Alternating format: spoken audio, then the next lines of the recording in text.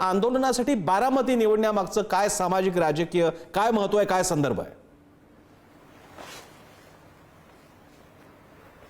खरं तर बारामती काही विशेष असायचं कारण नाही. कारण आम्ही जालना जिल्ह्यामधल्या वडीगुद्रीला मी उपोषण केलंय. नांदेड जिल्ह्यामधल्या अनेक तालुक्यामध्ये अनेक जिल्ह्यामध्ये आम्ही गेलो आहोत.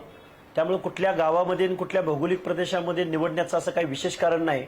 पण एक जरूर मी तुम्हाला सांगेन, जबाबदारीनं सांगेन, की ज्या बारामतीकरांनी म्हणजे सत्तेतले बारामतीकर म्हणजे अजितदादा पवार असतील किंवा विरोधातले बारामतीकर म्हणजे सुप्रिया सुळे, रोहित पवार आणि शरदचंद्रजी पवार असतील, या दोघांनी मात्र मनोज जरांगे नावाचं एक अनपढ भूत असं म्हणतोय मी, की ज्याला संविधान माहिती नाही, ज्याला सोशल जस्टिस माहिती नाही, ज्याला गावातल्या किंवा संविधानातल्या हक्क अधिकार ज्यांच्या बाबतीत सोशल डिस्क्रिमिनेशन झालं त्यांना विशेष बाब म्हणून जे प्रतिनिधित्व दिलंय ते ज्याला मान्य नाही, त्या माणसाने एक आंदोलन उभं केलं आणि त्या बेकायदा आंदोलनाला या बारामतीकरांनी फुल्ली सपोर्ट केलेला आहे. म्हणून त्या बारामतीकरांना ज्या ओबीसीनी मतदान दिलं, ज्या बारामती लोकसभा असो अथवा विधानसभा असो किंवा मग रोहित पवारांचा कर्जत जामखेड असो किंवा अजून काही असो, अरे आम्ही ओबीसीनी तुमचा बेस वोटर आम्ही ओबीसी आहोत आणि ओबीसीच्या हक्क अधिकाराचं आरक्षण जर मनोज जरांगेच्या आडेलतट्टू भूमिकेमुळे जर उद्ध्वस्त होणार असेल तर तुम्ही ओबीसी बद्दल काय बोलणार आहात की नाही, हा सवाल आहे खरं तर